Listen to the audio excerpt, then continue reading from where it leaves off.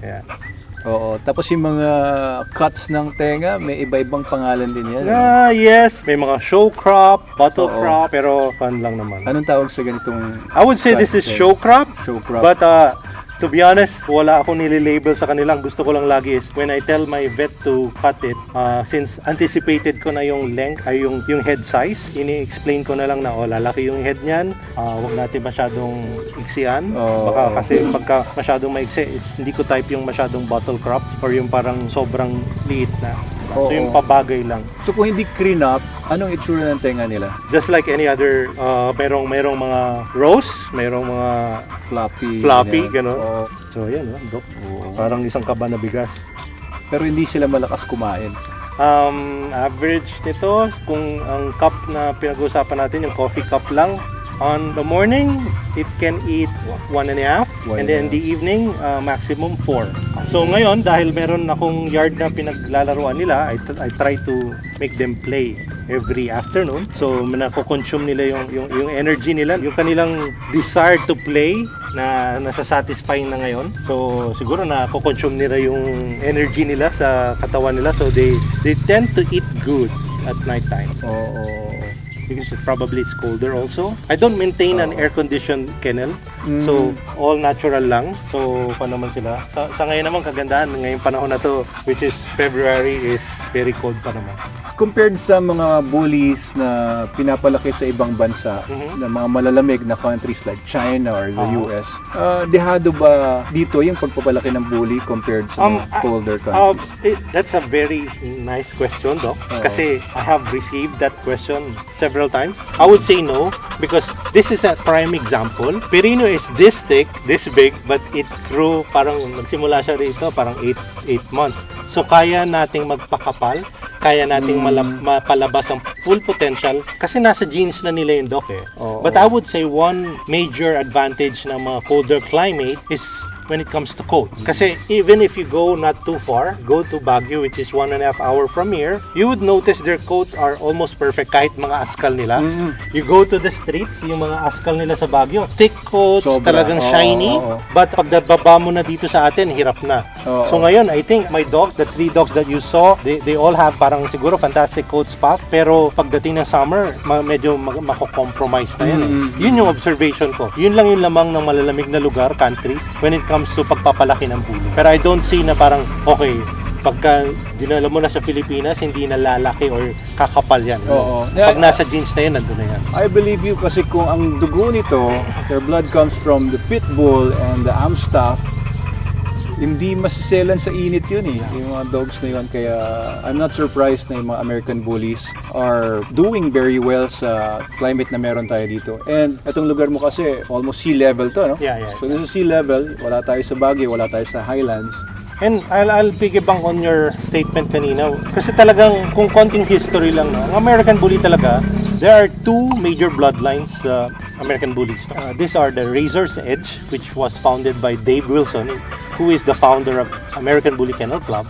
And then, meron yung Gotti line, which is ang pioneer nun, Richard Barajas. Both of them, they were into pit bulls, no? Quick history lang. Both of them were into pit bulls. Dave Wilson lived in the East Coast. Richard Barajas lived in California. So, nasa West Coast siya, no? So, dito, Razor's Edge, we call it, in short, RE, bloodline. And then, this one, sa West Coast, sa California, Gotti bloodline, no? Yung kay Dave Wilson, he declared na ang kanyang bloodline talaga is strictly American Pit Bull Terrier and American Staffordshire Terrier. Alright, that's what he declared. And then dito sa kay Richard Barajas naman, although he didn't officially say it, we are all in the understanding that yung kanyang Gotti line has Amstaff, has Pit Bull, but also has hint of Bulldogs. Alright, so ang pinaka bloodline talaga na kung yung original American Bullies na nagko-comprise of Razor's Edge and Gotti line is majority Pit Bull, Amstaff, and a hint of Bulldog. So kung meron ka nakikitang parang bulldog trait sa mga bullies namin, kung yung talagang American Bully, because meron pa rin talaga silang, di ba, touch of bulldog. Alright? Gotti line. Yung Gotti line. Which so is ito, nag-mix yung dalawang lines yung dalawa na yun. Pero wala nang ibang lines na minix yun. Yes. Yun yung original 2 lines. Technically, ang pinag-uusapan lang natin is the American Bully blood or American Bully breed Ang official na talagang parang sabihin natin parang 95% ng bloodline na yan is yung Razor's Edge and Gutty line. Perino has both in him. So meron siyang touch of Razor's Edge and meron din siyang touch of Gutty line. So yung dalawa na yun ang foundations ng American Bully, yung dalawang lines na yun. Ayaw mo ba ng ibang yung mga XL? Hindi naman. I would love to have an XL. Oh, really? Because make this 3 inches taller pa, this would be an XL na eh. Pero dapat ganito yung katawan. Ang gusto ko kasi maging XL is, like I told you, XL, pocket, and standard are all supposed to have body like this, just the height. Okay? Meron kasing mga XL din na parang mukha lang silang pitbull, tall pitbull. So I'll prefer yung ganitong katawan but taller. Yung kay Ian Ormo, yun yung XL. They have an XL. I think it came from Thailand. But it's not declared as American Bully actually. Hindi na siya. Kasi parang yung bloodline niya, I don't think it's Razor's Edge and Gutty line. Parang may hint siya na mukha siyang Neapolitan. Yeah. That's the more dominant breed sa ganong style. So bigger than that, halimbawa yung mga nasa US, yung sa Dog Dynasty. Yeah, it was declared as Pitbull, di ba? Pitbull siya? He declared it as Pitbull, but I'm not really sure if it's really the pure type of Pitbull because it's too big not to be labeled as Pitbull lang. So yung mga Pitbull purists would actually probably parang complain. Dispute that. Dispute it. Oo nga. Ito mga si Perino ang gusto kong color. Ayun yung build niya, sobrang lapad. Sobrang lapad. Pero si Machine, I think pag lumaki siya ng ganito. Up and coming. Pag lumaki siya or pag nag-age na siya ng mga 1-2 years old, aabutin ba niya yung ganyang size, si Machine? It may not be as big as this, but it will definitely grow bigger. Kasi nga, parang ganito yun daw. The tall guy like you or like me, we have this body frame na. The shorter guy na sa atin is para for him to reach our frame, he would need a lot of parang body mass. Yung para lang ma-reach niya yung kuan. Pero kumbaga yung proportion, di ba? Ito proportion sa kanya to because he's a little bit taller. But imagine Machine having this body, parang masyado na siyang maliit. Sexy na Machine. So kailangan din bumabagay, nagiging proportion sa kanyang height and size. Yun talaga yung pinakamaganda na maging traits ng aso is proportion yung body niya. Even like the head. If Perino has this body and then he has a very small head, hindi maganda. Hindi bagay sa kanya. So, it suits yung ganitong head size sa kanyang body. Nung nag-shift ka ba sa SDN, may napansin ka ba na... Yeah. Ang pinaka gusto ko sa SDN is, una, not to flatter you so much, but I trust you. I trusted you. So, kapag sinabi mo na yung ingredients mo is quality, top grade, premium, yun ang pinaka gusto ko kasi to be honest as a breeder, and a lot of breeders out there would say this, that one of the issues they encounter frequently is the ever-changing dog food. Una, because of supply. Second is they're not satisfied. But if we go outside the country, we travel, and then we're very kampante. Na kung ano yung pinapakain ng tao natin is yung quality talaga. Parang hindi tayo masyadong nawo-worry. Dahil iniwan natin sila, for example, I traveled, tapos nag-judge ako, for example, sa Houston. Wala akong problema kasi meron akong SDN dyan at pinakain siya ng SDN na quality talaga yung binibigay. Hindi ako masyadong, kumusta na yung aso? Responding well ba sa dog food? Kung totoong quality yung dog food dahil pinagtatrasan mo yung gumawa at sa nakikita mo rin na yung protein niya, everything, every ingredients niya, nutrition facts niya is totoong facts, yung pagiging kampante mo, priceless yan. Hindi yan nababayaran yung pagiging kampante. So yun ang isa sa pinaka gusto ko. I've been using SDN for probably 3 months now, 4 months now. So far, nakita mo naman, may mga dogs ako na lumabas na I think satisfactorily maganda yung kanilang body. So, thank you sa SDN. So, nagtitimbang ka ba pagka, are you particular dun sa weight ng dogs mo? Yes, yes, I do. I am very particular, especially for Perino, because he's a growing dog, because he's still very young. He's just 1.5 years old, and for American Bullies, they tend to grow yung kanilang kapal, yung kanilang bones, not the height, until 3. Nakakakita pa rin ako ng changes until 3 eh. But that's why I'm very particular with Perino because still very young, especially also with Machine kasi may changes pa ako nakikita. So particular ako. Si Machine, actually, when I started him last November or late October, was probably around 18 kasi puppy pa siya noon. Siguro ngayon, kanina nakita natin si Machine because he's very small, 22 to 23 siguro. So 5 kilos siguro yung na-add na. Nabibreed mo na ba to si Perino? I was able to breed him once sa aking yard and then twice outside my yard. So meron na siyang mga puppies. Although unfortunately I don't have any puppy right here na out of him. Kasi a lot of people not push me to sell naman, but I don't usually post for sale dogs. But people know na rin pag meron akong breeding, they send me a direct message and ask me kung may available, and then I'll show them kung ano yung pwede kong ma-out, and then kung gusto nila, then they get to buy. Parang natatempt na ako mag-bully.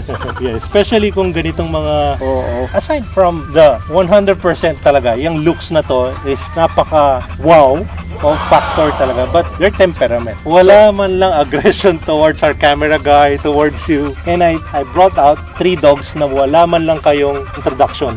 Wala nga proper introduction to be honest. But their attitude is when they see people, American Bullies are happy. Pero I have the impression na yung mga pit bulls naman, they're not aggressive din naman to humans, 100% fact. It's just the misconception about the breed because I don't blame people having misconception about American Pit Bull Terrier because yung mga gumawa ng breed na yun hundreds of years ago sa America, they were made for the pit, fighting pit. Kaya nga pit bull sila, bull fighting. So if they were made for that and then you try to make them domesticated as your pet, syempre merong konting resistance yan. But to be honest, ang pit bull napakabait rin nun sa tao Kaya hindi rin nahirapan ng American Bully kahit na maging ganon. Din sila So I think yung yung misconception lang, and there are a few pit bulls na nagpakita kasi ng hindi maganda. Kaya correct. Na-label na silang lahat dahil dun sa mga And when incidents. an accident happens and if it involves pit bull, it's sensationalized. But I don't know if you have this data, Doc. But when I started doing American Bullies, nag-research ako noon. Actually, nagtanong rin ako sa mga vets sa Baguio. And they told me, ang bite incident, it involves not the large breed, the medium breed. It's the toy breeds.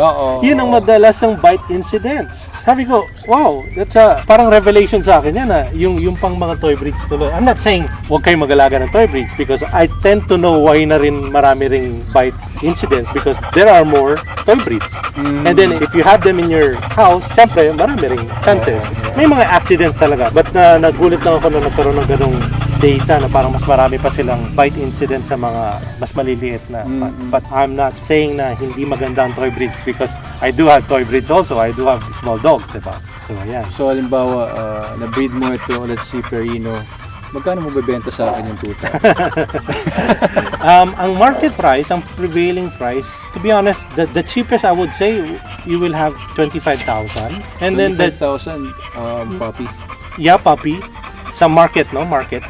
And then siguro the most expensive probably puppy 250,000. 150,000. So, yun yung price range na nakikita ko sa Philippines. Some of the imports, of course, they're more expensive. Pero sa akin, nagsisimula ako sa 150. Magkano yung sa akin? Free yun, Doc. Free yun, Doc. Free? Uy, kasi 1 year supply na ng SDN. 1 year supply of SDN. May swap ka. Swap. Okay yun. And yung kulay niya, tuwan-tuwa ako. Alam mo, meron ako nakita mga kabayo sa mga videos. Yung mga golden horses, somewhere sa Arabia. Tapos para silang shining, no? Pareho sila No, yung coat so, champagne is something old. It's an old color na rin. Matagal na maraming may champagne. But it's one of the, I would say, cleanest color.